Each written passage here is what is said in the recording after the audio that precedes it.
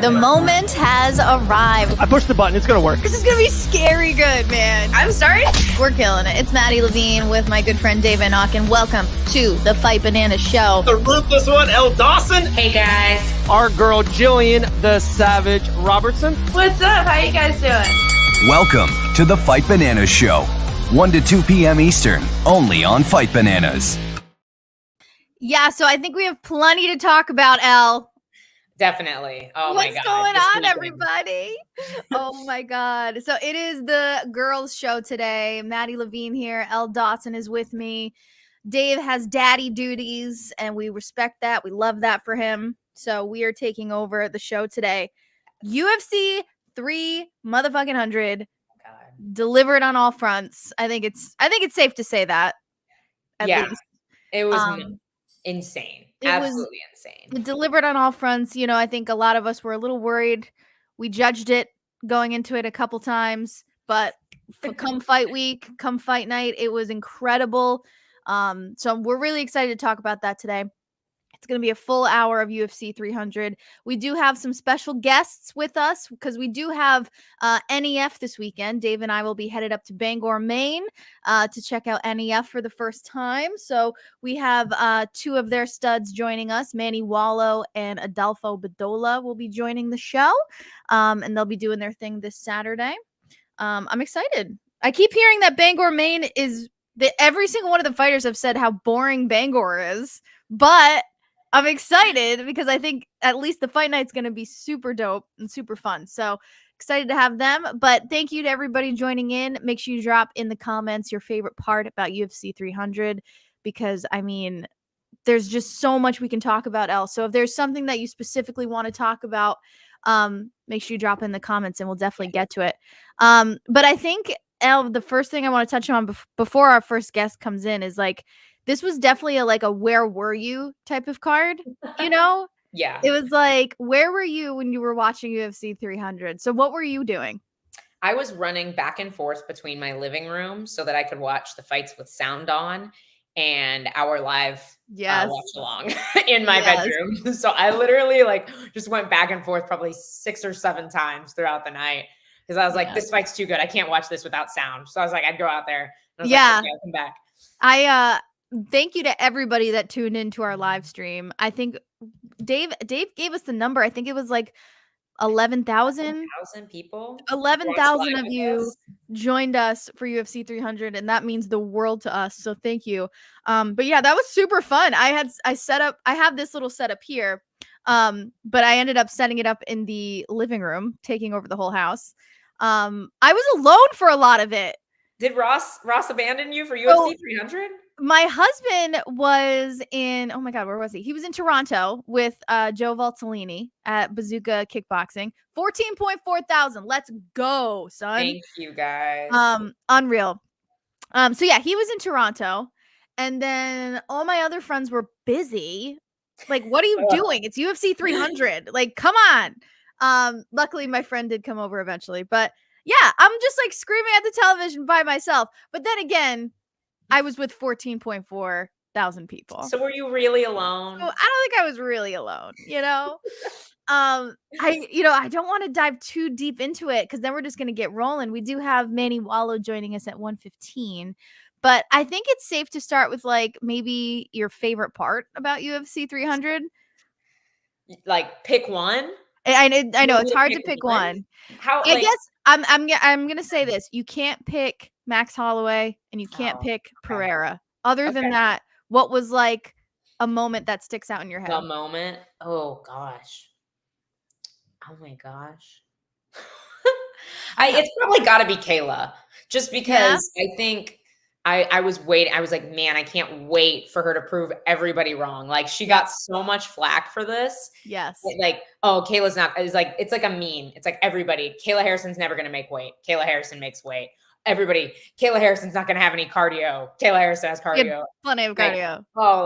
Holly's just going to outclass her. Like to see her go out and just dominate made me so happy. Like I'm stoked for her. It's amazing for the bantamweight division. Like she is the best thing to happen to that division in a long time. So I genuinely believe somebody tweeted this. I can't remember who, but somebody tweeted like she's going to be a bigger star than Ronda, and I absolutely agree. Like I think she's better. Obviously, the time frame is a little bit different. Like Ronda pioneered the sport, and nobody can ever do what she did because of the time period and her being like the first woman to really put MMA on the map. But I think Kayla's going to become an absolute superstar. Like she has the belt already, in my opinion. I think that's fair. I think that's fair. I think Ronda Rousey is a legend in a sense of like she was the pioneer, right? Right. But Kayla Harrison has the ability to be just that star in a modern world. Like she 100%. has the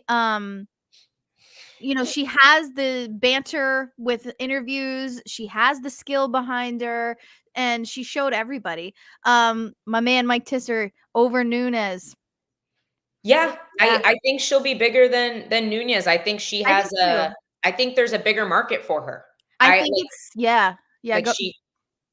like she talks well and she interviews well and she has like she brings a little bit more personality to the role, I think. Is that what you were going to say? Sorry. No, you're good. I think you nailed it. I think it's fair to say that the average fan, and I think it's important to consider this when you're talking about a global star or like a superstar, you have to take into consideration the fair weather fan, the average MMA fan. Like Tisser, I consider you a very big MMA fan. Like we are very big MMA fans, so we respect Nunes tremendously. But the average MMA fan, I think, is going to remember Kayla Harrison over Amanda Nunes. And I think she has that star-like quality. So, I think she's going to be huge. Elle, you have to say it. I freaking told you so, guys. Like, nobody listened. Holly Holm can't help herself. She has to clench. Was exactly what I said. So many people told me I was crazy. Not everybody, but 90% of people told me I was crazy. I freaking told you so, guys. I was on the phone with my husband and I was like, Elle was right. Damn it. She was right. Because you think of Holly Holm and you're like, okay, she's super long. She's going to, keep her distance with her teep and her sidekick and she's going to box. What happened? She hasn't fought. People have I don't know where people created that Holly Holm in their heads because she hasn't fought like that in years. Like years. Like she's not that fighter anymore. I just don't think like she's old. Like time comes for us all. And I think you have to change your fighting style. Especially these fast twitch strikers. Like once you lose like that speed and that agility, you can't keep fighting in that style. It's too dangerous. Should have Holly Holm retired. Yeah, probably. Yeah. See, I thought hands down if she lost, I was like, she's taking off the gloves, she's gonna retire. I was shocked that she didn't. Here's my thing with that. With the division where it is, Holly Holm can still beat a lot of fighters. It's not that she can't win fights anymore, but like the belt is out of reach for her at this point. Like what made Amanda Nunes so huge and so dominant was her, like, she's an athlete. Yeah. Like, there are so few legit, like explosive elite athletes in that division with that crazy power and just like power in her. And she just moved well. Like Kayla is an elite athlete. Like she's big and strong and physical. And there aren't a whole lot of girls in the division like that right now. And so I think Holly can beat girls who aren't like that because she is still like, she's got decent fight IQ and she still fights well and she fights smart, but I don't think she's going to make it back to the belt. And especially if Amanda comes back. Yeah. Like I wholeheartedly agree. And do you think she's just trying to go out on a win? Maybe. I don't know what her plan is. She didn't talk like when she posted after, she wasn't talking like she's planning to retire. So I don't know. Maybe she just wants to keep fighting. Like your life needs purpose. And I see it like in fighters that I love, like, you know, like Volkanovski even. Like we still consider, like we don't consider him past his prime by any means. Like dude lost once in how many years? But in his weight class, obviously. No, we're not counting Islam. But he lost at featherweight once in how many years? And like, we're not counting him out, but even he is talking about how he's just like devoid of purpose when he's not in fight camp. Like life after fighting is scary when you've dedicated so much time to this. Like maybe she just wants to keep staying in there, Yeah. So I'm gonna kill my husband because I think he just connected his headphones to my computer downstairs, and so now I can't hear you. So I might have to go yell at my husband really fast before I can continue here. Give me 1 second. Slight pause, everyone. Slight pause. I'll just talk to people in the comments while you're doing that. I can't hear anything. All right, give me 1 second. People in the comments while Maddie is fixing stuff. Tell us your favorite fight of the night on UFC 300. Can you hear me? Yeah. Can you hear me? Yeah. Awesome. Hi, everyone. I can't hear any of you. Excellent. Let me just go murder my husband real quick, and I'll be right back. Okay. All right, guys. While Maddie is taking care of things, let's chat. We talked about Kayla Harrison. Like what a dominant performance. Chris, you absolutely said it. She was very dominant. Now officially ranked 4th. And then I'm not sure exactly who's above or right below her, but it seems like we're in a position for her to get an immediate title shot is what makes the most sense. And she's back. You can hear us now? Yes, I can. Can you hear me? I can hear you. Thank God. All right. I just had to smack him around for a hot second, but we're back. We're back. That's the problem with having synced technology in the house is that as soon as he pops in his headphones, it's like it takes my laptop. Your audio. I'm like, God damn it. Anyway, that's crazy. It works from that far away. It was some good Bluetooth. Yeah. Well, yeah. I think he's outside at this point. But anyway, what did I miss? Did I miss anything? Literally nothing. I started talking about Kayla and more. Yeah. Yeah, no, that was I'm so glad we started there because I was waiting for you to do the I told you so moments. I deserve it. I fell into it. I was like, oh, I for some reason I have the old Holly Holm stuck in my brain. You're not the only one. Yeah, we I don't know why. Romanticize our favorite fighters. Totally. You know how long I did that with Frankie Edgar? Really? He's funny. One of my all-time favorites. Seeing him lose broke my soul. Yeah. Honestly, seeing Justin Gaethje hurt really badly. That fight will go down as one of the best knockouts in history. But why did it have to be Gaethje? Why did it have to be him? Did you see the video of his parents? No, I don't. Oh my God, my heart was broken, absolutely broken. And it wasn't even a video of them. It was, I'm blanking on his name, Sean O'Malley's coach, the redhead. Oh, Eric Nixick. Thank you. It was him. He was doing a video with Sean and Duplessis, and they were just doing their video with their reactions, and in the back is Gaethje's parents, and they're egging him on, and they're all excited. And then all of a sudden you just see, no! And they drop. They just drop out of frame. And I was like, I think oh my God, I'm getting goosebumps just thinking about it. Because I can't even imagine having to be a parent watching that. You know what I'm saying? Oh my God. The fighting is just... Frankie the Answer Edgar, greatest lightweight ever because he fought at the weight he walked. Chris, I know I talked a bunch of smack to you this weekend, but I gotta throw you under the bus again, man. No way. The greatest lightweight ever is the lightweight who would beat everyone. And as much as I love Frankie Edgar, as much of a huge Frankie Edgar fan as I am, he's not beating. Just because you're dumb doesn't make you the greatest. He had grit. I commend him for doing that. Yes, it is absolutely amazing that he fought at all those weight classes, but he would not hold a candle to modern lightweights. If you can cut weight and fight, if we weigh the same on the scale and then the next day we're fighting, weight bully is an excuse. We can make all these excuses. Doesn't matter. Doesn't matter. You're the best. If you made the weight and you won the fight, you're the best. Yes. Somebody said, I think this is an attempt to say McGregor. McGregor. Not sure, but yes. McGregor We have to touch on that. Yeah, yes, for sure. We'll definitely touch on the return of the Mac for sure. But first, we have our first guest joining us on the Fight Bananas pod. He's going to be fighting this Saturday for NEF, and I'm so excited to be in the house. Many Wallo, welcome to the show. What's up? Thank you guys for having me. Absolutely. It's nice to meet you. Where are you joining us from today? Right now, I'm sitting inside my gym at the Hensel Gracie Academy in New York City. Nice. All right. So you got quite the trek as well to get up to Maine. 7.5, 8 hours. Are you driving? Oh, so you're driving. Yeah, I'm driving because I'm bringing my team with me. Oh my goodness. Well, I mean, that's important. You definitely need the team with you, but 7.5. I was complaining about 4.5. I should probably shut up. Oh my goodness. I don't drive anywhere over 3. Yeah. It becomes a flight after that. Oh, I don't blame you. When are you starting the drive? Probably Thursday. Okay, so what's your weight cut like as you're traveling 7.5 hours? That doesn't sound fun. My weight is pretty good right now. I'm like 8 out, so great. I'll probably just wait till I get there and just cut the rest.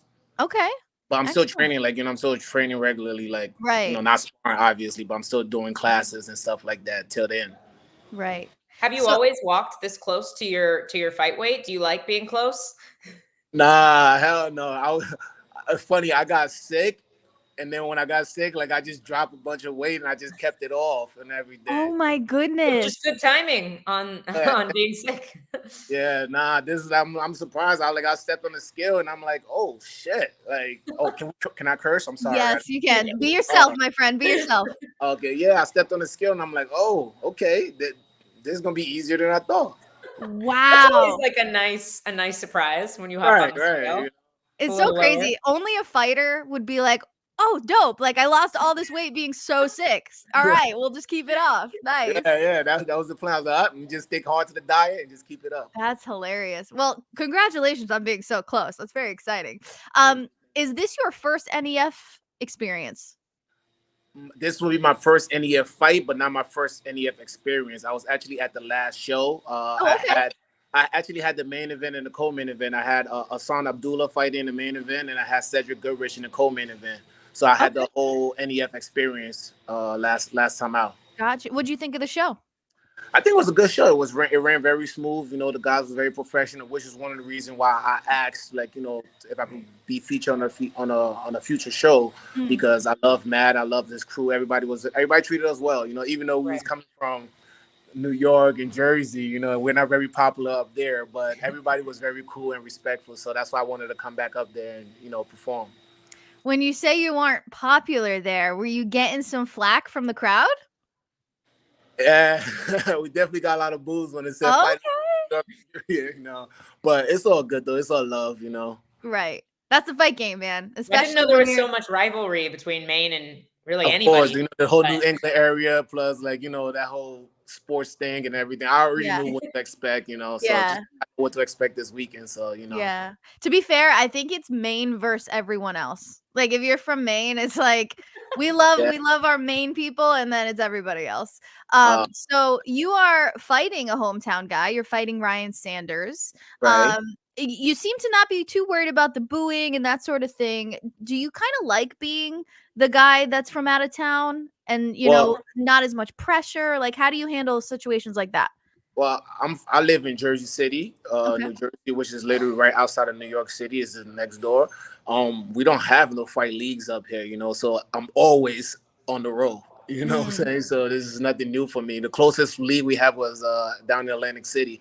And even that was like a 2-hour drive for me. So I'm never used to, I've never fought in my region my whole career. So this is nothing new. I'm always on the road traveling and everything.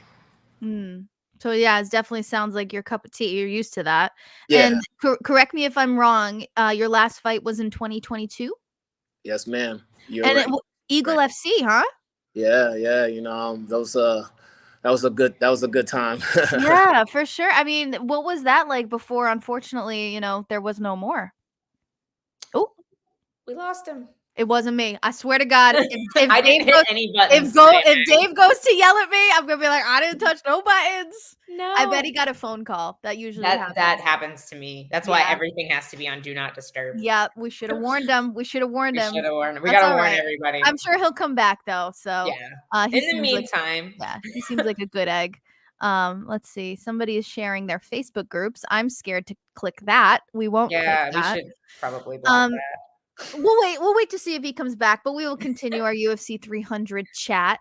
One of my favorite parts of the night, I would say, was Joe Rogan crying in the opener. I was like, why are you crying? Did you see this part? I thought he was sick. Yeah. So I thought he was like under the weather. Okay. So he was definitely sick because I don't know if you recall, and I forget which fight it was, but he forgot to turn his microphone off. And he was doing his commentary, whatever. And then he forgot to turn his microphone off and he goes, guys, I'm hurt and you're going to have to pull the weight. Aww. Did you catch that? I did not know that. I wonder if that was when I was watching without sound. Yeah. So it was really quick. Like if you weren't like fully paying attention, you might not have like caught it, but I caught it and I was like, oh man, this dude is definitely sick. But I think he did get a little emotional during that opener and it's just so sweet. And it's so interesting. Like it's so heartwarming to see what the MMA world has done for a lot of people. And for somebody like Joe Rogan, who has been in it since the beginning, like you don't realize an event like UFC 300 is so epic. Like the Fairweather fan is like, oh, it's so exciting. Let's get our friends together. But it's like for those that have been in it for so long, like Joe, it was really cool to see him kind of like let his guard down and get emotional about it. But yes, he was definitely sick. He was not doing too hot. Did not. I'm gonna shoot Manny a message. We got him back. Do we give him a slow clap? Yay, he's back. I was literally about to shoot you a message. I'm glad you made it. So what happened was I had my phone plugged up, and then it says I got a message saying that it was too hot. The temperature. Oh yeah. So yeah, that's happened to me before. I ran downstairs and threw it in the fridge for like 20-30 seconds and cooled down back up. Nailed it. Look at you. That's happened to me before, but it's all good. No worries. We'll pick up right where we left off. So we were about to talk about Eagle FC. What was that like before? Unfortunately, it was no more. Nah, it was very good. Like it was like high level. I seen there's a lot of UFC guys, former UFC guys, and got some other big leagues that fought on it. Yeah. And I had a chance to actually to open the show on the Eagle FC. Nice. That was pretty good. I got to meet like Khabib, a lot of like UFC guys and everything. It was pretty good. Like everything was like from the time they flew you in and from doing the pre-show and everything. Like it was very smooth. Like I never fought in the UFC, but from guys I was there at Eagle FC that fought in the UFC and other big leagues, they were saying like the similarities was like Yeah, I mean, I remember watching the shows and being really impressed with the production and just like, how they put it on and everything. So, but you are joining NEF, so that's exciting. And you're in the main event, correct? I'm thinking he's the hometown guy. I don't see. Yeah, maybe. I don't see nobody else on the fight card with more right. Fight we do. Well, we might as well manifest. We'll manifest the main event for sure.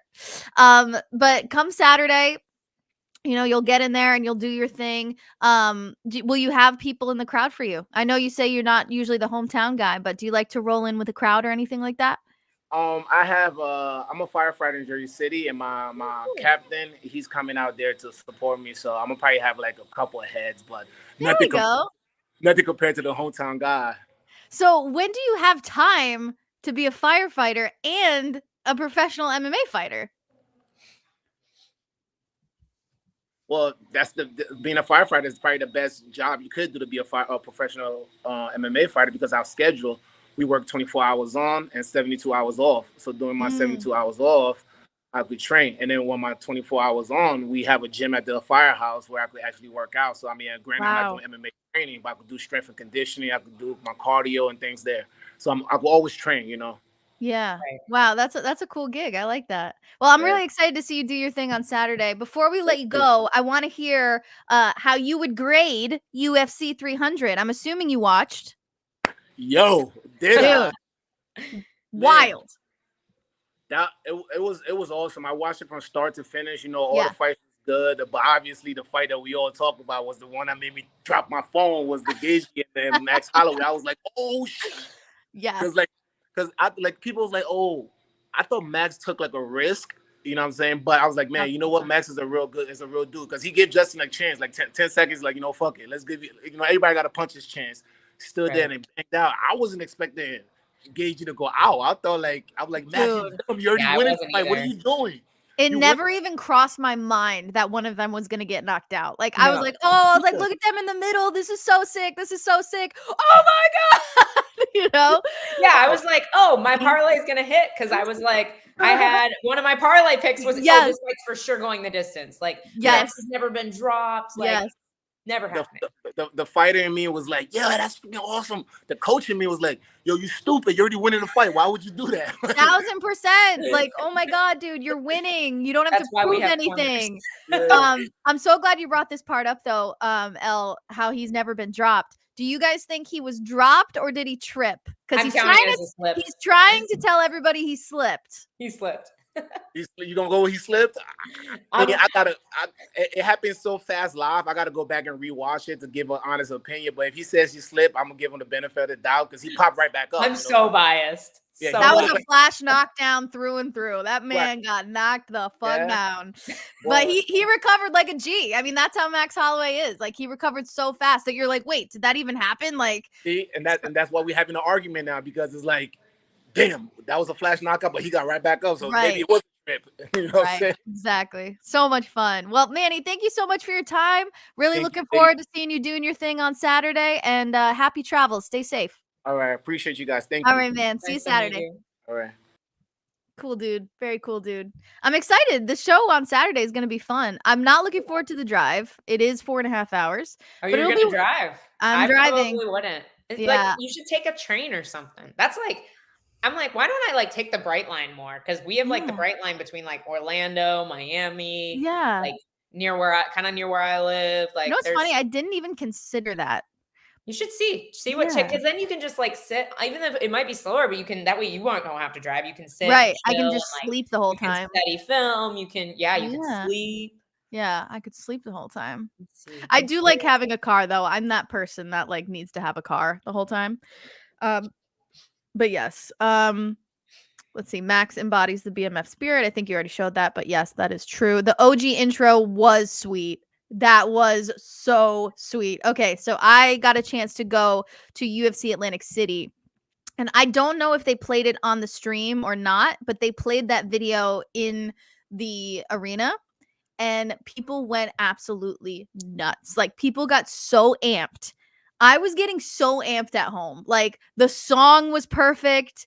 The images were perfect. I love that stuff. Like, I love the production side of things. I thought they absolutely nailed it. Super, super cool. It was, and then having Chael Sonnen versus Anderson Silva go into the UFC Hall of Fame like that, which had so much star power on it already. Like, it was just the cherry on top. Yes, I'm so glad you brought that up. Yeah, the bad guy is in the Hall of Fame. It's so great. It's so great. All right, so I'm tempted to just look at this card and go down and just pick out some of my favorite moments here. Like, even Bobby Green looked fantastic. So good. And that was such a fun fight. Like, good on Jim Miller for just being Jim fucking Miller. But like, man, did Bobby look good. I think Bobby is a very underrated guy. Like, I will be the first to say I underestimated him so hard. And I still do. I think I get stuck on his terrible personality. I get stuck on that beard. The worst lineup I've ever seen in my life. And I'm like, oh, he's got a terrible lineup. He's going to be a terrible fighter. Yeah, no. But no, he looked absolutely fantastic. Like, just totally like ring or cage domination. Like, who do you give him next? Yeah, that's a great question. Let's look at the rankings here. I mean, getting through Jim Miller. Jim Miller's a veteran, you know, but he's still a G. He hasn't been ranked in a long time, though. Yeah. Yeah, I don't even know. What weight class is that again? That is lightweight. Here we go. I mean, because Bobby's still ranked. I don't think they unranked him when he's 15. He's 15. Okay. Yeah, I didn't think they unranked him when he lost to Jalen Turner. Oh, Jalen Turner. We got to get to him too. What a dummy. That dude. What a dumb dummy. He must be just kicking himself. Oh, 1,000%. Moicano's my friend. If Jalen Turner had followed up that shot, that fight would have been over. 1,000%. And I mean, we're huge Moicano fans on the Fight Banana show. And yeah. Has he fought RDA before? Bobby? Yeah. Honestly, I don't know. That could be a potential next fight. You know, move up one. Yeah. Fought so many guys. I know. He's been so around many. So long. I wouldn't mind that fight if they fought, but no. Yeah, I wouldn't mind that fight. Yeah. But yeah, perfect segue into the Jalen Turner fight. Jalen Turner versus Moicano. Money Moicano, we love him. But I think this is a harsh lesson for a lot of fighters because I think do you think some of these fighters got tripped up over the 300,000 promise?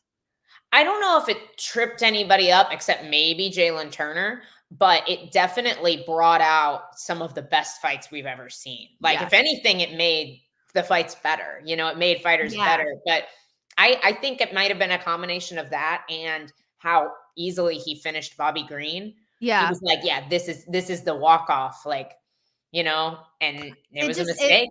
It reminded me so much of Sean O'Malley moments where Sean has done this in the past, where he gets that huge hit, knocks him down and does the walk away. And it's like, turn around, Sean, they're not done yet. But many times he is still able to get it done. This is just, I feel like this is just a really harsh lesson for a lot of these fighters where it's like, you have to finish the job. This fight is not over, you know, and you're not Sean O'Malley. And you're not Sean O'Malley. Do that because he has unbelievable. He's very efficient. He has unbelievable cardio. He's so hard to get a hold of. You were already getting out wrestled. It's not like you were winning the whole, that was Moicano's round. Right. 100% until the last 5 seconds of the round. Yeah. So it's like you already got taken down. You know, you get tired. You know, your best chance to win a fight is in the first round. You can't.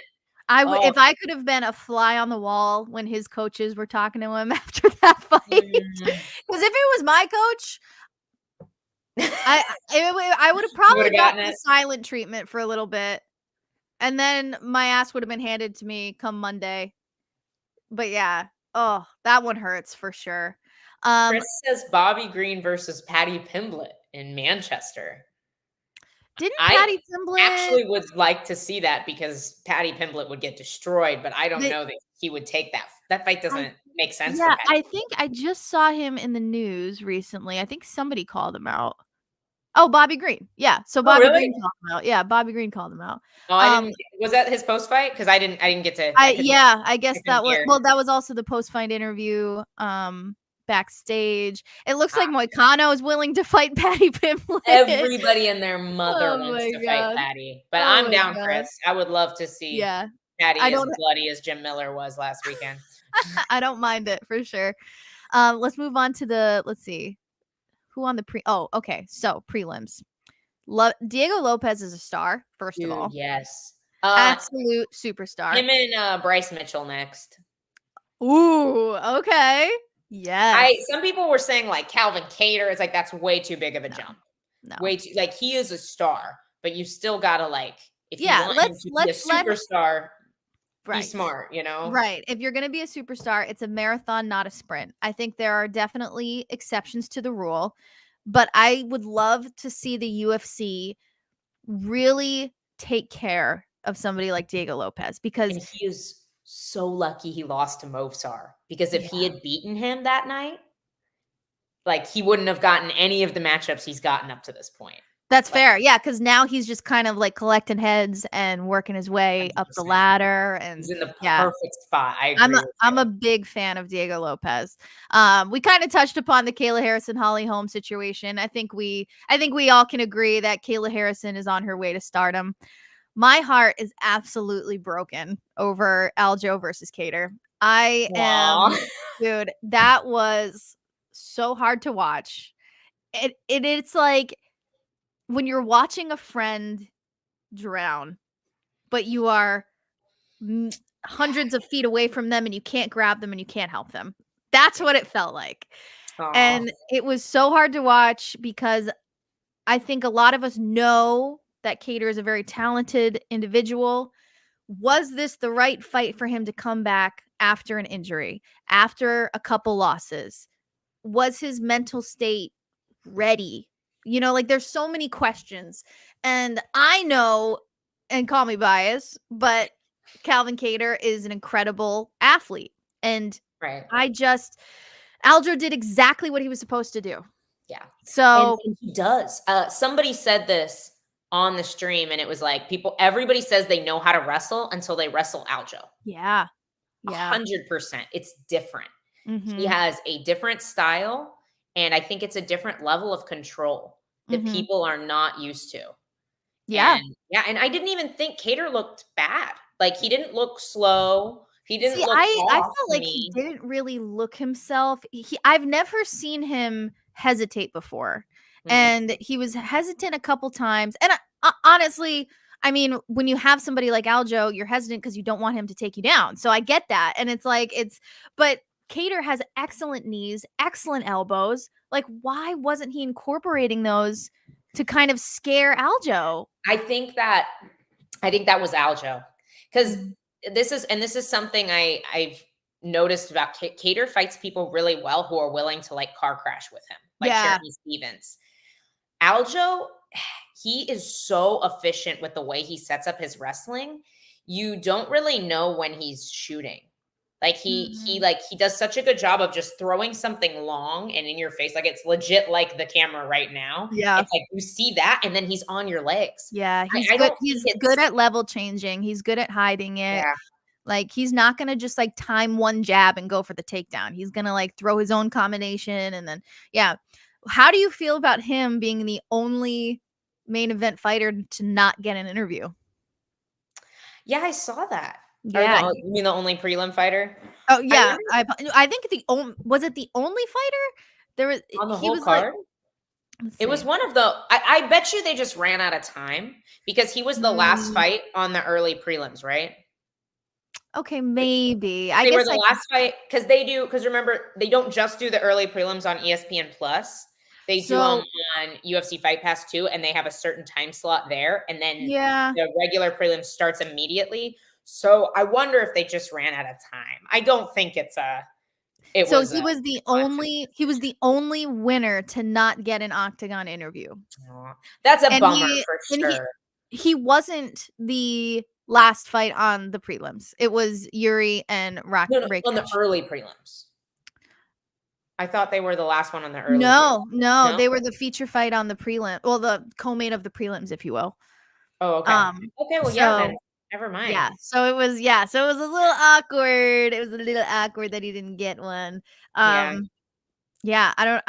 think if I'm the producer of the show and I see Aljo winning dominant fashion, Aljo's history, for some reason people love to hate him. I don't get it. I don't.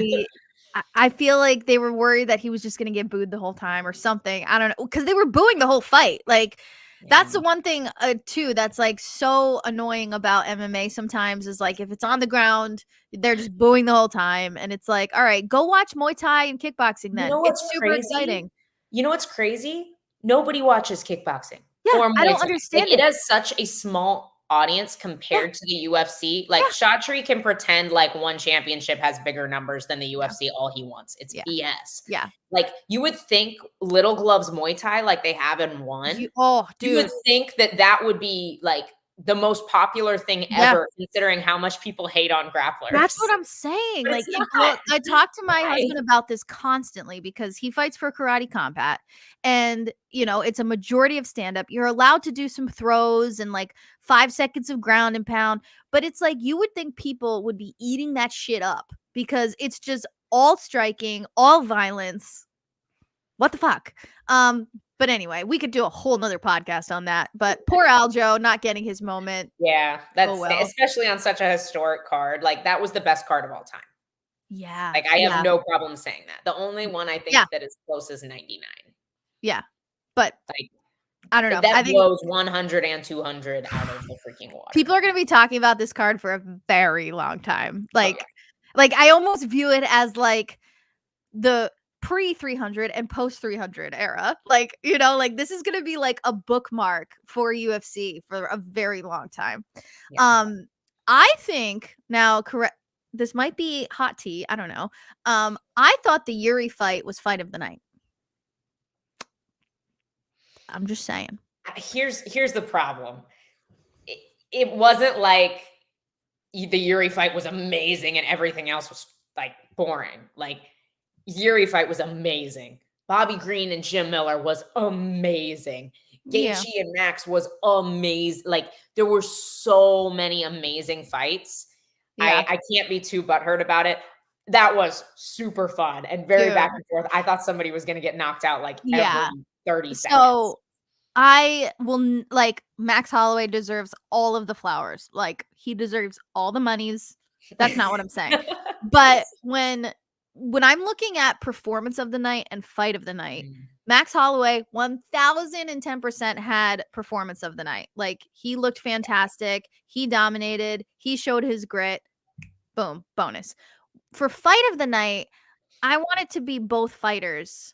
Like a more back and forth. Yes, I want it to be very back and forth. I want it to be like, wow, Yuri and Rakic was definitely back and forth. That's what I'm saying. And then to have that kind of ending was like, oh my God, this dude is insane. Like, he's a psycho. Like, I would have loved to, I would have loved to see him or see them rather get performance of the night or fight of the night. But I mean, you really can't argue Max Holloway getting all the money. So that dude is chilling today.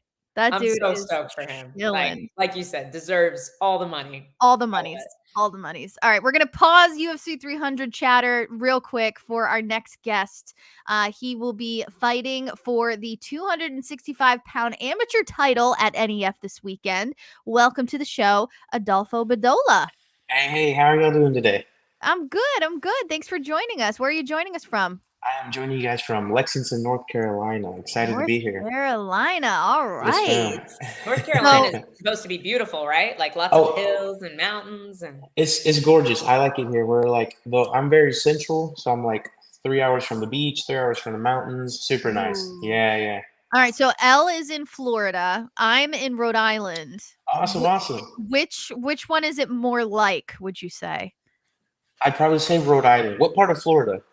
South Florida. Like, it's definitely been 85 degrees for the last like several months. Yeah. No. Yeah, no, that's awesome. You guys have seasons.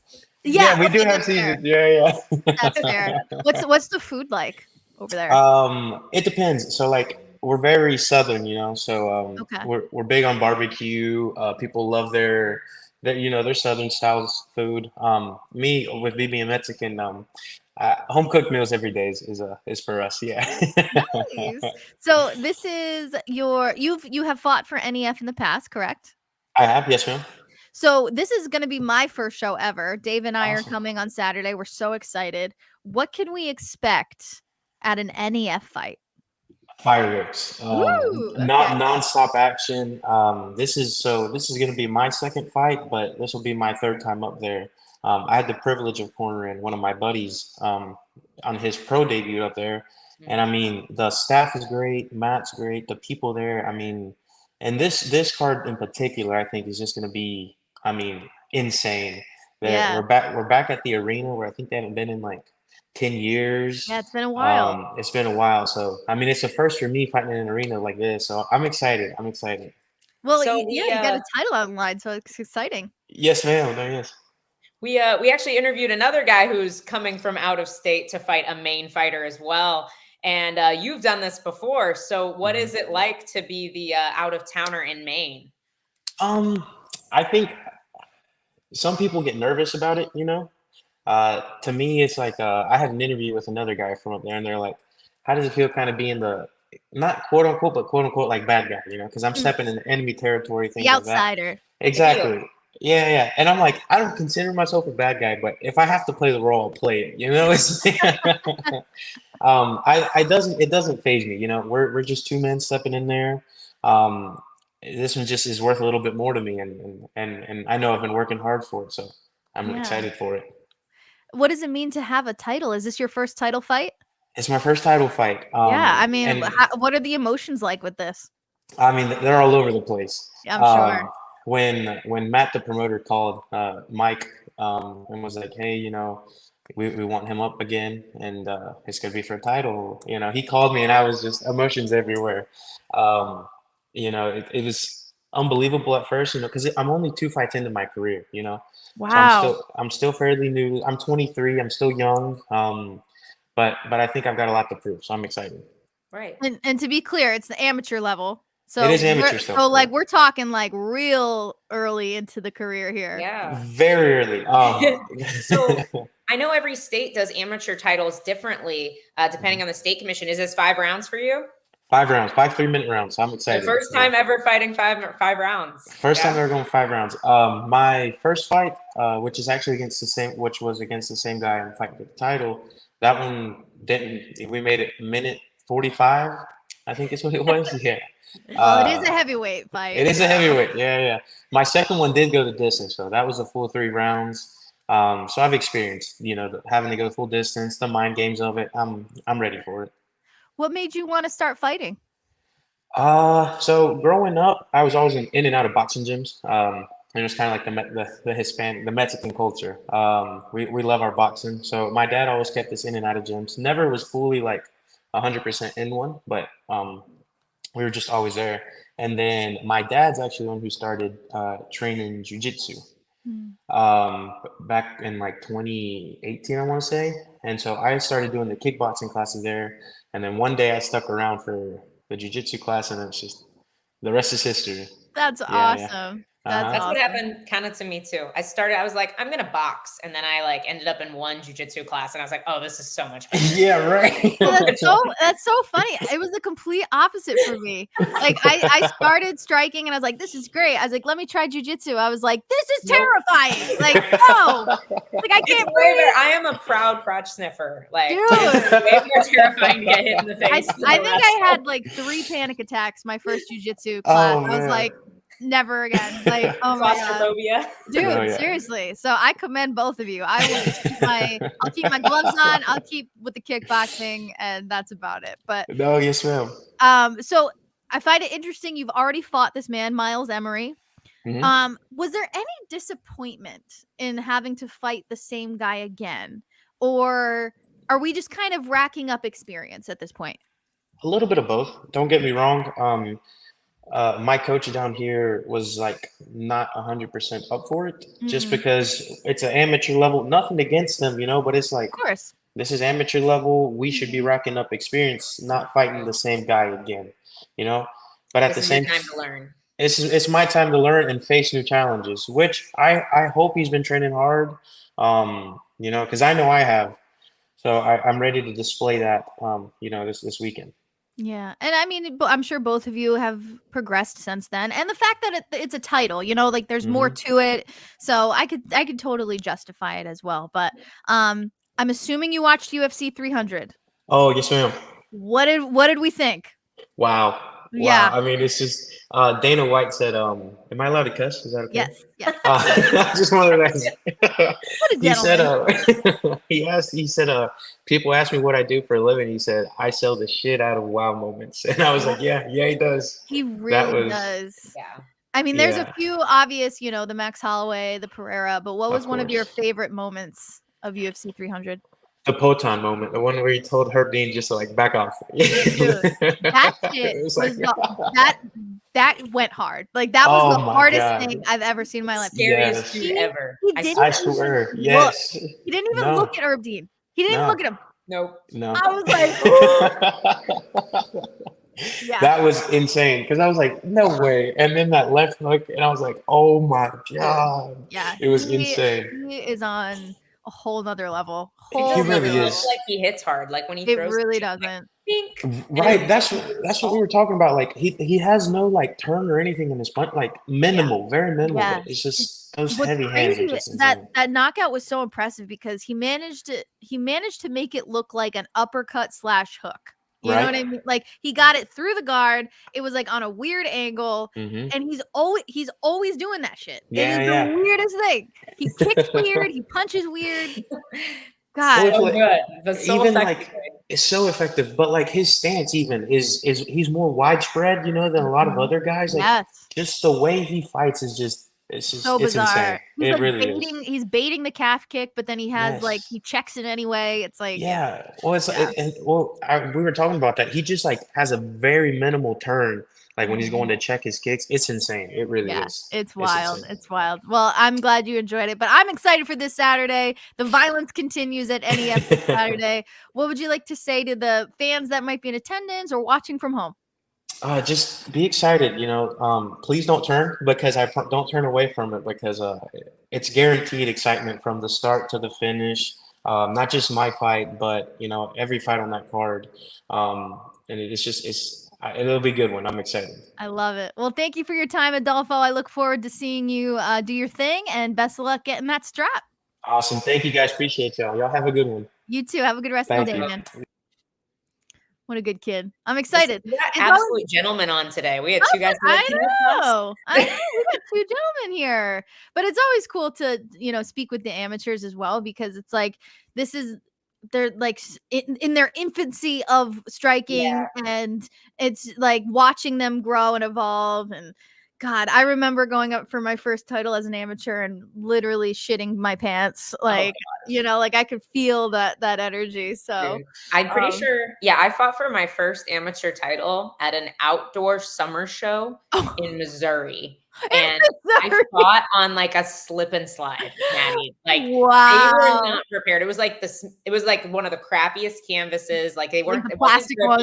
The humidity. It was raised off the ground, so all the hot air was underneath. We were literally I was the last fight of the night, and we're like falling over. It was so bad. Yeah. See, being from Rhode Island, you don't have outdoor shows, so too much humidity there too. No, it's too cold, silly goose. Way too cold. I forget that other like humidity. I'm like, no, it's fucking Don't really you guys cold. have summer though? Yeah, we have summers, but they're sketchy. It could rain. It could be windy. It gets kind of chilly at night sometimes. Really? Yeah, outdoor MMA events don't really happen. Yeah, not made for New England. No, definitely not. We haven't even gotten. Oh God, an hour is just not long enough, guys. We haven't even gotten to the main card yet. Well, we did touch upon, you know, the BMF fight and Sarukian. Let's talk about him for a hot second and how he punched a random fan. Did you saw this? You don't mess around. Did somebody throw something at him? Okay, so I was reading up on this, and it was a fan that got a little too excited, is what happened. He basically, I want to find this guy's name, because he's been speaking to the media. Oh boy. But in a good way. So this fan, he came forward. His name is Obed Ardon, and he basically said he's not going to sue Armin, which good. That's good. I'm glad. I'm glad. That's good. But I guess it's kind of one of those things where like the moment got the best of him, and when Sarukian was walking out, he, you know, kind of like squared up and I think gave him the finger, something like that, and they both kind of just had this like, "What's up?" moment. And Sarukian was so fired up that he was like, ah! You know what I mean? So, but the fan did apologize for instigating it. So, what a nice guy. I know. I thought that was like, he could have easily just like gone by the wayside and let Sarukian take the heat, but he came forward, apologized, is not going to sue, so that's good. I'm sure there was alcohol involved. I'm sure. And like he was clearly, you know, rooting for Oliveira type of situation. So, but yeah, very interesting. I remember watching it and being like, wait, did that really just happen? Like, did he really just try and punch somebody? Like, how have people not learned? Like, you just don't cross arm. Like last time, Bobby Green spent the whole week antagonizing him, trying to get in his face. And then when Armand finally reacts, Bobby Green's like, oh no. Yeah, I'm the victim. No, that's so, not how it works. I feel like Armand doesn't mess around on fight. Yeah, let's just stop leave that man alone. Can we just stop fucking with him, please? So that was a weird moment. And then did you see during Bo Nickel Cody Brundage fight, something got thrown into the ring? I did see that. It looked like a marker or something. A marker or like a bracelet. Like I don't know. Something weird. But like so many weird moments from this night. Like that was definitely a first. I don't think I've ever seen that at a UFC event. Yeah, I've seen things get thrown in cages, but definitely not the UFC. Well, like, okay, so perfect example of why the UFC is on a totally different level. If that was another promotion, that could have caused absolute chaos because it would have encouraged other people to throw stuff. And then that's how, you know, that Glory, remember the Glory incident? With what was that? So there was a huge like mob basically that shut down. So somebody had thrown something. I'm trying to remember exactly what it was. This was right before the main event. Somebody had thrown something and it encouraged other people to start throwing things. And then all of a sudden chairs were being thrown. And then all of a sudden the entire stadium was just brawling and fighting. They had to stop the fight card. It was about the main event was about to walk. They had to stop the fight card and cancel the show because security could not handle the fans. Wow. Yeah. What country was that in? That's a great question. It was not in the States. Glory brawl fight breaks out. Google do your thing. It was at Glory 80. And this was 2 years ago. This was 2022 and it was in Belgium. Yeah. How did I never hear about that? I don't really watch Glory, but I still think this would have shown up on my algorithm at some point. It was a full-on riot. Let me see if I can share my screen here because this we need to see the video. This is honestly out the show with a mob fest. Yeah, like this is honestly worth sharing. So let me share this. It'll show it. So everyone is fighting. You can kind of see it, people throwing chairs. Can you make it bigger? Will it not? Making everywhere, throwing chairs. We're going to have to abandon our position here. We hope to get this under control in a moment and show you the final fight, our main event. How crazy is that? Wow. There's better videos, but oh my God. Yeah. So my point being is that the UFC is just on a whole nother level because they handle it well. I'm sure their security team is very well paid and it's very well deserved. Seriously. Before we wrap up, we have to get to the main event. We've barely touched upon the main event. Your thoughts? I mean, the fight was so short, but your thoughts on the main event? I definitely thought Pereira was beating any version of Jamal Hill that got in there. I did expect the fight to go a little longer. I thought there would be a little more feeling out from both of them, just because they're both so dangerous and so long. But I expected Pereira to knock out Jamal Hill for sure. The way it happened, like Dawson said, not her. I got this. The clean shot, like absolutely folded him. I hate seeing people get knocked out and they're like leg collapsing underneath them. It's like well, I immediately was like, oh my God. Yeah, like I immediately was like, oh my God, he tore his ACL or something, you know, like the way his legs bent or something. And the scariest moment is like the eye roll and just like he was just gone, just absolutely gone. I agree. I expected it to go a little longer. But I think it's important. And I was again talking to my husband about this and he thought Jamal had a really good chance of winning. And I did to an extent, but I think it's important to look at the people that Jamal has faced 100%. And it's totally just different strength of schedule from Pereira's. It is. And like Pereira is just a different animal. Like Jamal is a very talented fighter. He's athletic, he's smart. He doesn't take down people. And if you're going to fight Pereira, you know, you kind of want to try and take him down, you know. And yeah, it's just like, okay, he did great against Glover, but let's be real. Glover is on his way out and he was old and, you know, like Glover looked great, but like you cannot compare Glover to Alex. Like you just simply can't. And here's my question for you. So you're talking about wrestlers fighting Pereira. To me, obviously the toughest matchup for him is probably Magomed Ankalaev because he's really the only guy. I hate when people call Jan Blachowicz a wrestler. He's not a wrestler. He is a very well-rounded MMA fighter, but he does not have a wrestling background or a heavy wrestling style. Or does he ever chain wrestle? Magomed Ankalaev can freaking wrestle at a high level. Does the UFC keep him away from Pereira? No, I don't think. Well, I think they're going to take the bait of the heavyweight fight. I think the fact that Alex was like, I want to fight heavyweight, I want to fight in Brazil. I think they're going to be like, yep, money, let's go. You know, who do you give him? Who do you give him at heavyweight? Because he can beat. There are heavyweights he can beat. Maybe not the John Joneses. Do you give him Aspinall right away? No. I don't think he can beat Aspinall. I think like the size. Cyril Gane. I like Cyril Gane. I don't know if he beats him, but I think it is going to be incredibly entertaining. They're both strikers, you know. They're gonna Cyril Gane exciting too, because Cyril Gane's not exciting. But it would force Cyril Gane to get pretty creative, you know. Like I think I could see that being exciting because Cyril Gane would strike with him. I would argue that you have to give him somebody in at least the top 5, right? I mean, two division champion. It depends. It depends if he wants to stay there or not. If it's like a one and done, yes, you give him somebody high up because he wants to be champion. Exactly. Like, but if he's like, I want to move permanently to heavyweight, I see. Then you gotta let him because man, like here, Dawson brought up Jailton Almeida. Terrible matchup for Alex Pereira.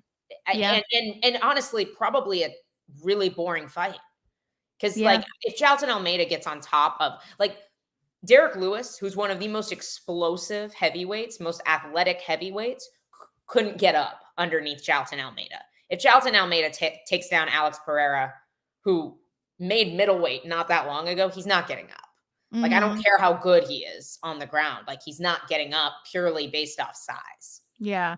And I'm trying to think from his kickboxing days. I don't believe Pereira has ever fought heavyweight in anything that he's ever done. I think he's always been a light heavyweight.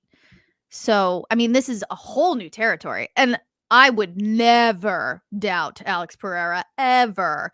Curtis, I think the wrestlers. Give him a striker. Give him a striker. No, he needs a striker. I think Alex destroys Curtis Blades, but I don't know. Really? Yeah. I wouldn't be shocked, but Blades is also athletic and can wrestle. Right. But I don't think he sets up his wrestling quite as well as Jailton does. Right. Yeah, I mean, looking at the top 5 heavyweights, it's pretty impressive. Like the top 5 heavyweights are very athletic people. Like, yeah, I think that's tough and huge. Like that's the problem with Tom Aspinall is I think Tom Aspinall is just too big for Alex. Jones is definitely too big and just too good. Yeah, like, he's not beating Jones. Yeah, because I'm curious to know what Alex walks around at. When he was fighting for Glory, he was cutting to 185, and I believe he walked around at like 220. He had a massive weight cut. So if he's walking around at 220, right off the bat, he's a super small heavyweight. Right. So I mean, a lot of heavyweights weigh in at like 225, 230 and don't cut. But I do think they are usually a little heavier than that and they just get in better shape in fight camp. So they're probably normally 10, 15 pounds heavier than that. They just up their training and it naturally drops a little bit for those smaller heavyweights. Because we do see guys do well in that 225 to like 240 range, but I don't know, man. I'm here for it though. I am so here for it. Whatever Alex would it be if he did win a belt at heavyweight? Listen, I would never I don't put anything past that man. Anything. I have been a fan of him for so long because I am a kickboxer. So I've been following him forever. And I saw one of the first times I saw him was at Glory Miami in 2018, I want to say. He knocks this dude out. This dude was flatlined. I'm not even kidding you. He was on the canvas for like 20 minutes. Like everybody was leaving the stadium and this man was still flat down on the canvas. And I was like, oh, I'm a fan. Like this is insane. I like him. He was huge. But yeah, big fan. Before we go, Elle, I mean, just final thoughts on one of the greatest cards of all time. Dude, here we go. My Google finally loaded. 230 is apparently his normal walk around weight. Okay. All so right. It's doable. I was 10 pounds off. Dude, yeah. Just unbelievable. Like I said, best card of all time. Like this blows every UFC event that's ever happened out of the water, every MMA event that's ever happened out of the water. Yeah. I think this is going to be tough to beat for UFC 400. I'm also like the fact that they're 8 years apart usually, like I'm trying to imagine who might be on that card, and we probably don't even know them yet. What kind of people will we be in 8 years? Right. Are we still going to be on the Fight Bananas podcast? Of course, Maddie. I hope so. Bananas never die. I know. Like the Goonies. My final thoughts are just, I've been going through a period with MMA and MMA reporting of just feeling a little drained, a little oversaturated with all the stuff going on. And this card kind of reinvigorated my love for the sport and reminded me of why I love the UFC, why I love MMA, why it is so just incredibly awesome to follow. It was the perfect matchups. It was the perfect Hollywood moments. No one pulled out, got hurt. Everyone made weight. Everyone made weight. Perfect. Everyone showed up and showed out. And we also got a McGregor announcement. It was the perfect night. We didn't even talk about that. I know. We didn't even get to it. We'll have to save it for next week. We're going to put a pin in it. We're going to save it for next week when Dave returns because I know he's got comments on that. So we'll save it for him. But thank you to everybody watching this week. We will be back next Tuesday with the whole crew. I hope you guys have a great rest of the week. We'll see you soon.